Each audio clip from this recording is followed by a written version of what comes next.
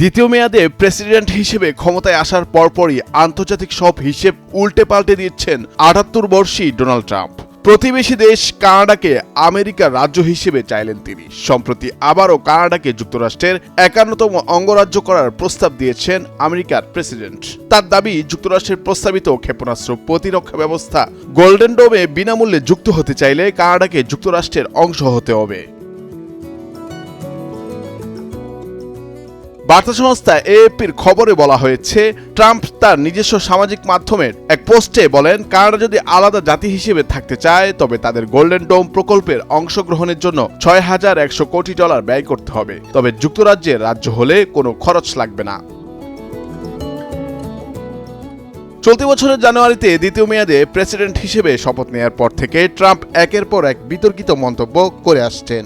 তিনি একাধিকবার গ্রিনল্যান্ড, গাজা ও কানাডাকে যুক্তরাষ্ট্রের নিয়ন্ত্রণে আনার আগ্রহ প্রকাশ করেন। কানাডার সঙ্গে অভিন্ন সীমান্ত থাকায় দেশটিকে যুক্তরাজ্যের রাজ্য হিসেবে অন্তর্ভুক্ত করার বিষয়ে তিনি বারবার প্রকাশ্যে কথা বলেন, যা দুই দেশের সম্পর্কে টানাপোড়েন সৃষ্টি করেছে। সম্প্রতি ট্রাম্প আরেকটি ঘোষণা দিয়েছেন, যুক্তরাষ্ট্রের জন্য একটি বৃহৎ ক্ষেপণাস্ত্র প্রতিরক্ষা ব্যবস্থা তথা গোল্ডেন ডোম নির্মাণ করা হবে, যার সম্ভাব্য ব্যয় $১৭,৫০০ কোটি। এই প্রকল্প ২০২৯ সালের মধ্যে বাস্তবায়নের পথে এগুবে বলে জানিয়েছেন তিনি। ট্রাম্পের বক্তব্য অনুযায়ী কানাডা এই প্রকল্পে অংশ নিতে আগ্রহ প্রকাশ করেছে।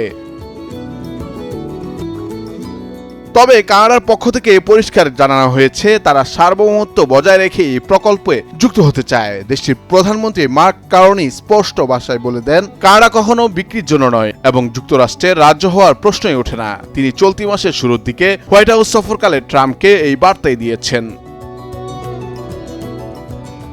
কানাডা ও যুক্তরাষ্ট্র যৌথভাবে নর্থ আমেরিকার এরোস্পেস ডিফেন্স অ্যান্ড কমান্ডের সদস্য হিসেবে আন্তঃমহাদেশীয় প্রতিরক্ষা ব্যবস্থার অংশীদার। তবে ট্রাম্পের সাম্প্রতিক মন্তব্য দুই দেশের মধ্যে কূটনৈতিক অস্বস্তি আরও বাড়িয়ে তুলেছে।